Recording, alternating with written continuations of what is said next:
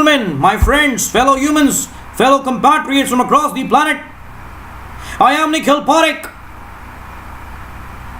In this video, I shall be talking about my book titled The Womb, Poems on Mother, Father, Children, Parenthood, Volume 2, as well as giving you a recitation of different poems of mine from this book. So friends, let me commence with an introduction to this book of mine about the poetry book. This book, which has 60 differently titled poems, is actually volume 2 of the book titled The Womb, 250 pages. A flurry of poetic concoctions dedicated to the ever-pervading woman and mother, profoundly saluting her love, compassion and resolute grit. Profoundly saluting her love, compassion and resolute grit as she evolves a diminutive infant into a powerhouse of talent, into a complete individual. The poems in the collection are humble salutations to the essence of parenthood, to the unbelievable depths of sacrifice that a mother resorts whilst bringing up her child, right since its inception in the womb. Each poem reveres the godly womb. Each poem reveres the godly womb as the source of all creation that has ever been. This book in itself is the most befitting tribute to the agonizing odysseys of parents as they nourish their children, and children as they grow up, and children as they grow up as the most powerful angels of God, to stupefy all humanity with their inherent charm. A quintessential read for every parent or parent-to-be. It brings out the charm of creation since the very first breath. The verses within bountifully poeticize every unbridled mischief of a child with its beloved parents. So now, ladies and gentlemen, I shall be giving you a recitation of 4 different poems from this book of mine. These 4 differently titled poems are A Woman's World, If Being a Man is All About, Dear Daddy, and My Baby Daughter's Originality. Of course, at any juncture of victorious existence, ladies and gentlemen, you can purchase this book of mine from Amazon.com.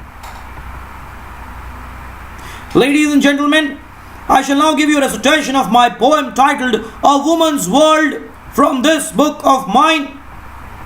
So here is a recitation of my poem. If a man was born out of a woman's divinely womb, if a man was born out of a woman's divinely womb after tossing, turning and kicking helplessly for 9 agonizingly marathon months, before tasting the first beams of light of the alien world,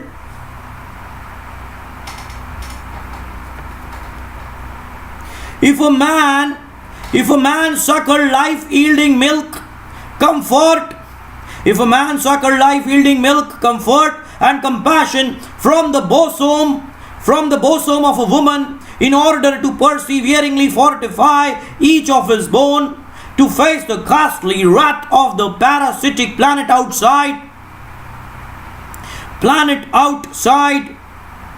if a man wailed in a woman's eclectically sensitive palms in his times of duress, felt their latent warmth as the most invincible fortress, even as the worst of hell descended on earth, if a man fervently licked his fingers clean time and again, savoring the most succulently ravishing meals on earth, even in his dreams, prepared by the artistically virile woman. If a man flirted and philandered with a woman in iridescent twilight, in order to grant his veins the most tantalizingly unparalleled exhilaration that ever existed, in order to profoundly realize the glory of his untamed youth. If a man kissed a woman with every ounce of passion that existed in each ingredient of his blood, in order to perpetually feel the quintessential reason of existence, as two souls royally blended to become one, as two souls royally blended to become one. If a man took inimitably unflinching pride in introducing a woman to his better half partner for life, thereby demonstrating his perfect symbiosis with nature and winning the unanimous applause of one and all around. Winning the unanimous applause of one and all around.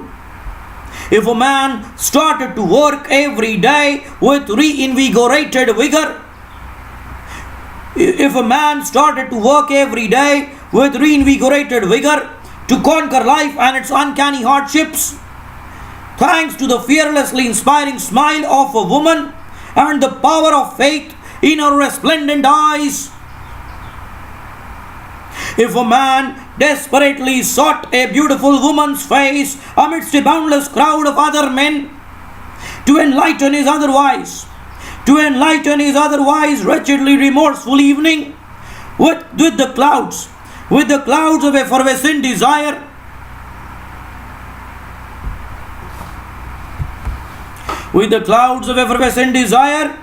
if a man resorted to the sensuous caress of a magnetic woman, shrugging millions of the currency coin, only to feel the ultimate magic of exhaling in princely desire and unconquerably alive, only to feel the ultimate magic of exhaling in princely desire and unconquerably alive.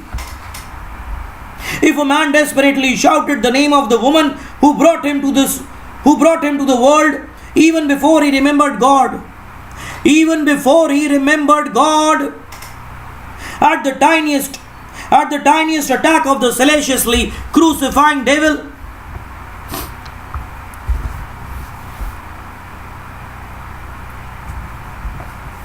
if a man squeaked worse than an orphaned rat,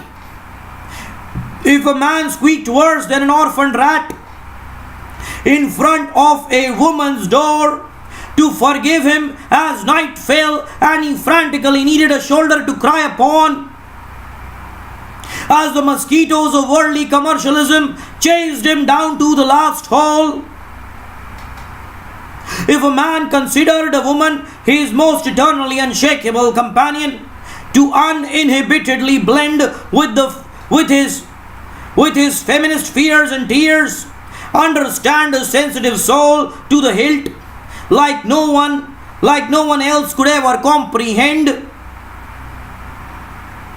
If a man needed a woman to trigger an infinite colors and spectrums of desire in his otherwise robotically routine business night, where all that was otherwise visible was plaintive cigarette smoke, the whiskey, where all that was otherwise visible was plaintive cigarette smoke, tie, whiskey, dubious collapse of stocks and unbearable strife,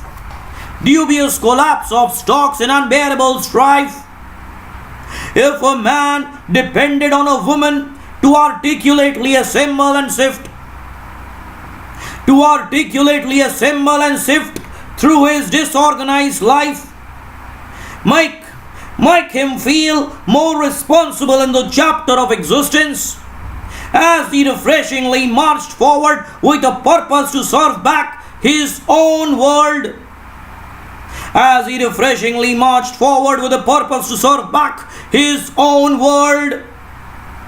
If a man embraced a woman for bondings more immortal than an infinite more physical lives, and veritable deaths.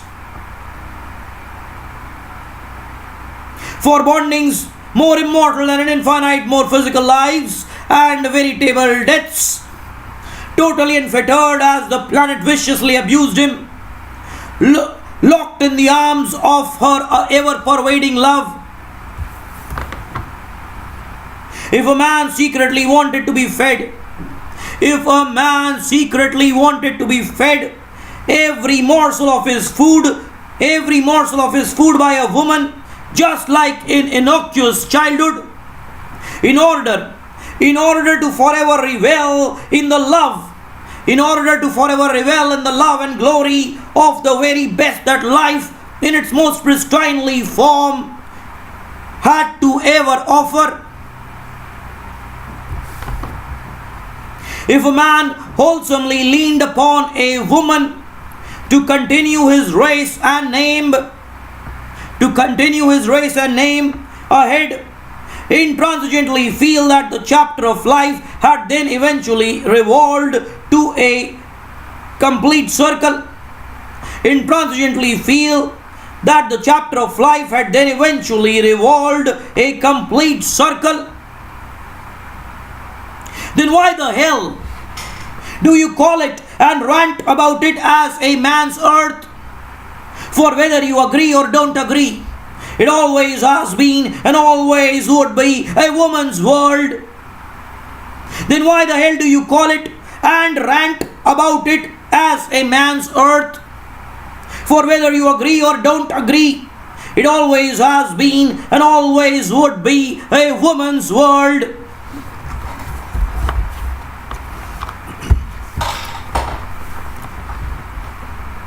Ladies and gentlemen, I shall now give you a recitation of my poem titled, If Being a Man Is All About. So here is a recitation of my poem from this book of mine. If being a man is all about ostentatiously malicious chauvinism, indifferently blowing countless bellows of cigar smoke into the eyes of those innocent and haplessly deprived, if being a man is all about ruthlessly driving the most swankiest of Mercedes over those poor children fast asleep on the shivering streets, in celebrations of the senses, wholesomely inebriated with the richest of wine, if being a man is all about sadistically rolling in gigantically feted mountains of currency note, whilst innumerable other fellow living beings lay gruesomely starving, while innumerable other fellow living beings lay gruesomely starving without the tiniest morsel of food in their stomachs. If being a man is all about spuriously machismo whiskey, replacing every ingredient of blood in the body, and then deliriously abusing the pricelessly compassionate mother soil, if being a man is all about indefatigably engaging in abhorrent war, inundating fathomless granaries of the inimitable universe with irrevocably diseased nuclear bomb,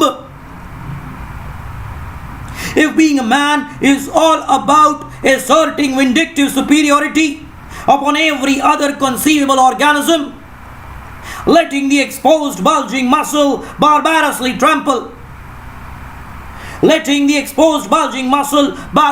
trample over every ounce of sensitivity, if being a man is all about egregiously ill-treating your very own children, if being a man is all about egregiously ill-treating your very own children, heartlessly embarking upon the most senseless corporate tours of your life, leaving them inconsolably crying,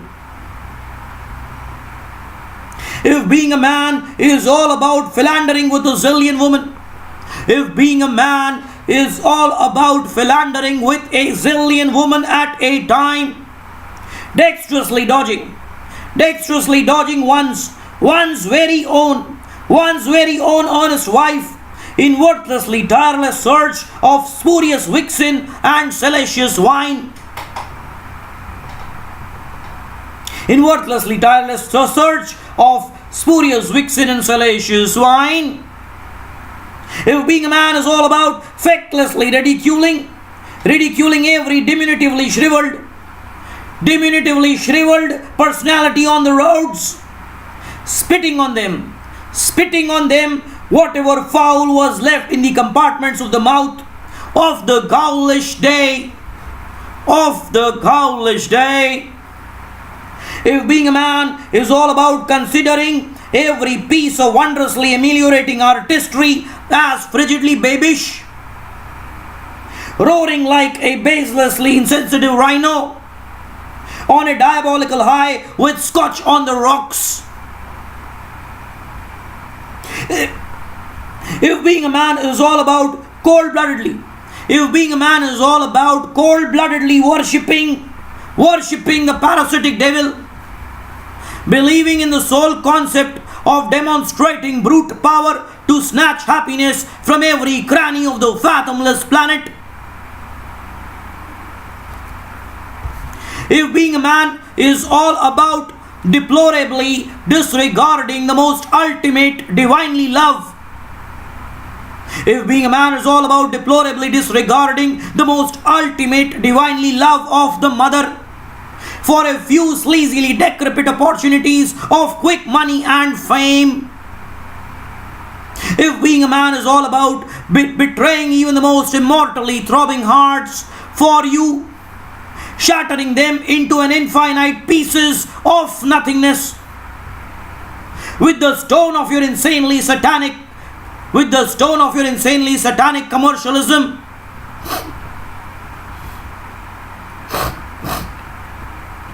if being a man is all about uttering the most unbearably sinful of abuse,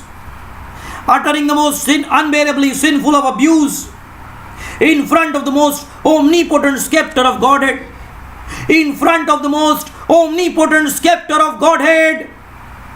just to demonstrate the nonchalant carefreeness of the slavering tongue. If being a man is all about committing the most venomously horrendous of crime in the name of religion, rendering countless innocuous children disastrously orphaned, staring meaninglessly at the sadistically slit throats of their parents and kin. If being a man is all about ruthlessly kicking every impeccably fructifying bit of vegetation left, right and center, just in order to release that extra iota of lazy energy trapped in the petulant bone. If being a man is all about lividly wastrel high society parties in which billions were ghastly traded in the name of prostitution, child molestation, drugs, and innumerable more offenses of the kind. If being a man is all about portraying devilishly unsparing superiority, forever widowing your wife right on your wedding night, as you surrendered your mind, body and soul to someone else's arms, whilst she hysterically cried. Then thank God, and I really thank the omnisciently triumphant God, that by His grace both my children were born girls, as depicting the ultimate apogee of sensitivity and sensuality. Oh yes, both my children were baby daughters who would inevitably turn into a proud woman.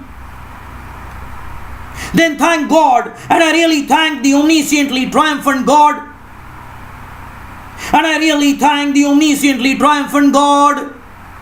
that by His grace Both my children were born daughters. Both my children were born girls, as depicting the ultimate apogee of sensitivity and sensuality. Oh yes, both my children were born baby girls who would inevitably turn into a proud woman.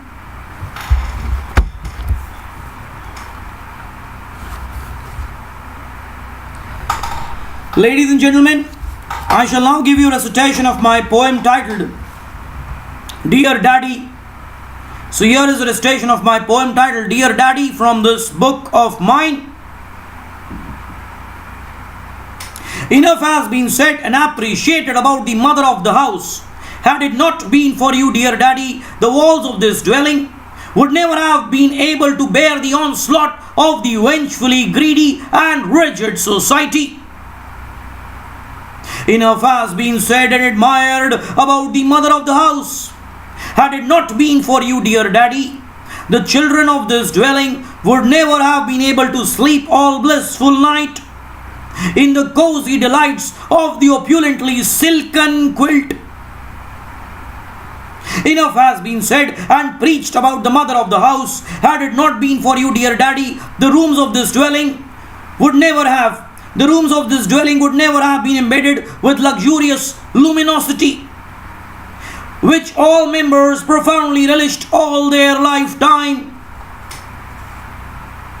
Enough has been said and saluted about the mother of the house.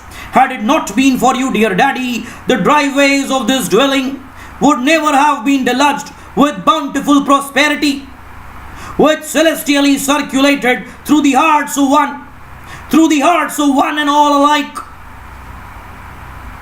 Enough has been said and patronized about the mother of the house. Had it not been for you, dear Daddy, the commercial ambitions of all would never have been so sumptuously placated, imparting them with a chance to embrace even the most bizarrely remote of their dreams. Enough has been said and advocated about the mother of the house.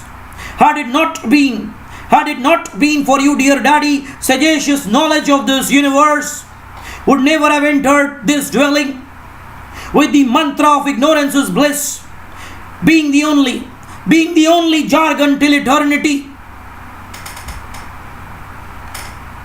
Enough has been said and idolized about the mother of the house.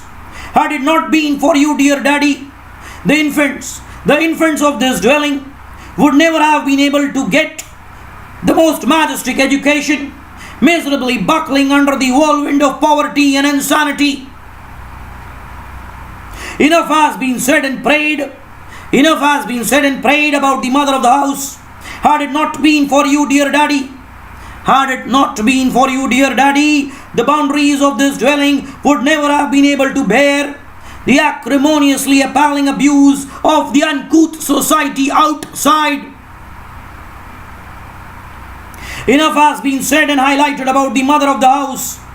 Had it not been for you, dear Daddy, the floors of this dwelling would never have been able to so handsomely withhold the unfathomable demands of pampered brats around. Enough has been said and idolized about the mother of the house. Had it not been for you, dear Daddy, the winds of this dwelling would never have been so royally subjected to an unsurpassable fortress of flamboyantly dynamic exuberance, perennially diffusing from your stride. Enough has been said and talked about the mother of the house. Had it not been for you, dear Daddy, the regal grandiloquence of this dwelling would never have remained so invincible, with the parasitic world outside insatiably longing to devastate each of its brick. Enough has been said and revered about the mother of the house. Had it not been for you, dear Daddy, the flowers of this dwelling would never have bloomed so radiantly. With all inevitably busy in their own conquests, with all inevitably busy in their own conquests, failing to water them so magnificently as you did unflinchingly each day, with the sun transcending over the rosy horizons. With the sun transcending over the rosy horizons. Enough has been said and symbolized about the mother of the house. Had it not been for you, dear daddy, the clothes of this dwelling would never have been so immaculately spotless. With the ruthless planet outside fervently waiting to envelop them in bloodbaths of abhorrent war. Enough has been said and cherished about the mother of the house. Had it not been for you, dear daddy, the plates of this dwelling would never have been so aristocratically replenished. With the ungainly famished earth outside, unsparingly commencing its vicious atrocity upon our obliviously innocent blood. Enough has been said and sung about the mother of the house. Had it not been for you, dear daddy, the sweat in this dwelling would never have glistened in such extraordinarily timeless perseverance. With all invidiously lazing, without realizing the actual value of life. Enough has been said and cheered about the mother of the house. Had it not been for you, dear daddy, the enthusiasm in this dwelling would never have been so ebulliently prolific. With the worthlessness in the air outside being simply no match for your exhilaratingly vivacious flair to win over the entire planet. Enough has been said and celebrated about the mother of the house. Enough has been said and celebrated about the mother of the house. Had it not been for you, dear daddy, the picturesque timelessness of this dwelling would never have been so magnificently unassailable. With every lecherous organism who tried to trespass it, sinking only more and more deeper into his ultimate grave. Enough has been said and embellished about the mother of the house. Had it not been for you, dear daddy, the breaths of all those in this dwelling would never have flowed so uninhibitedly, feeling perpetually free, even against the most mightiest of impediment that came its way. Enough has been said and immortalized about the mother of the house. Had it not been for you, dear daddy, the hearts of all in this dwelling would never have throbbed with such unconquerably unending passion, as and when your charismatic voice blazed forever and ever and ever, way above the dormitory of despairing death. Enough has been said and immortalized about the mother of the house. Had it not been for you, dear daddy, the hearts of all in this dwelling would never have throbbed with such unconquerably unending passion, as and when your charismatic voice blazed forever and ever and ever, way above the dormitory of despairing death. Ladies and gentlemen, I shall now give you a recitation of my poem titled My Baby Daughter's Originality. So here is a recitation of my poem, My Baby Daughter's Originality, from this book of mine. Not her daintily bountiful feet, which were the source of life in its uninhibited fullest in the brilliantly sunlit household. Not her incongruous mumbling in the middle of the night as she restlessly tossed and turned from one periphery of the king poster bed to another. Not her vividly carefree artistry, which splashed color and gregarious charm, resuscitating fresh life into the solitarily deadened canvas. Not her streak for emulating fashion, earnestly trying to be a trendsetter in her own, earnestly trying to be a trendsetter in her own pristine self, as she swayed joyfully under the stars, as she swayed joyfully under the stars in the royally moonlit night. Not her unpredictable temperament, not her unpredictable temperament, which flared up at the tiniest of provocation to box, which flared up at the tiniest of provocation to box everyone around her and then tranquilly quell as a silent stream, as a silent stream to eventually merge with the sea. Not her intriguing genius that captivated the attention of the brightest in the world, as she collaged thin bits of obsolete waywardness to harness new dimensions of creativity. Not her mischievously uninhibited smile, not her mischievously uninhibited smile that led me merrily dancing in the surreal velvet of clouds, in the surreal velvet of clouds, envisaging earth, the most blessedly beautiful place to be. Not her inherently philanthropic streak, her magnanimously diminutive persona, which donated without inhibition, even whilst the richest of the richest sneered in contempt. Not her gorgeously unruffled hair, which marked her identity as one who loved to play and revel in the glory of enchanting music, occasionally running the hair comb through her dolls. Not her zipper, which she clung to with ecstatic fervor and unparalleled joy, whilst suckling droplets of impeccable milk at dawn. While suckling droplets of impeccable milk at dawn. Not her victorious enthusiasm to relish existence to its exhilarating fullest, as her sacredness was a treasured gift from Lord Almighty. As her sacredness was a treasured gift from Lord Almighty to do and disseminate good around her. To do and disseminate good around her.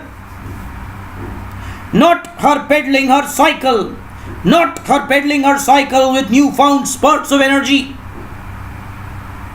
With newfound spurts of energy as she raced past the finishing line and immediately hugged me. As she raced past the finishing line and immediately hugged me with invincible zeal to celebrate her monumental feat. Not her unfettered size of admiration as she browsed television, garlanding her favorite actors and actresses with tiny claps in her perception.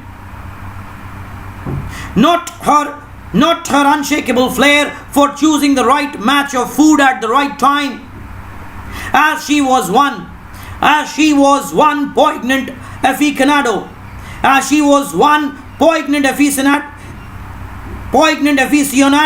of pungent taste and spice, making her meal a vibrant delight.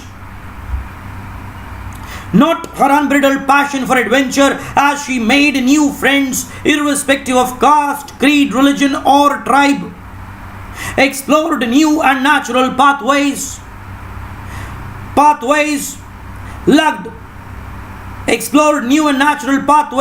lugged on my shoulders in a piggyback. Not her artistically molded fingers,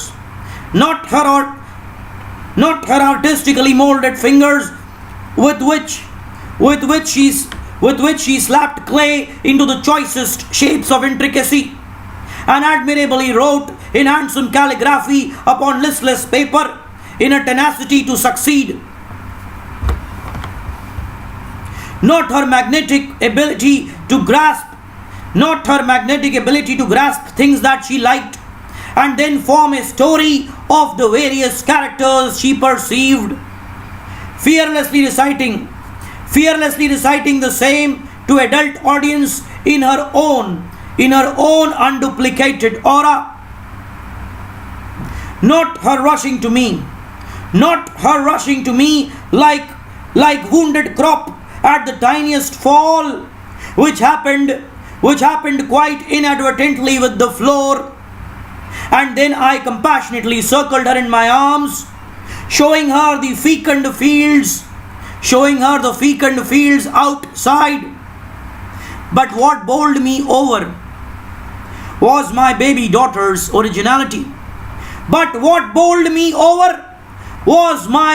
daughter's originality. Ladies and gentlemen, my friends, fellow humans, fellow compatriots from across the planet,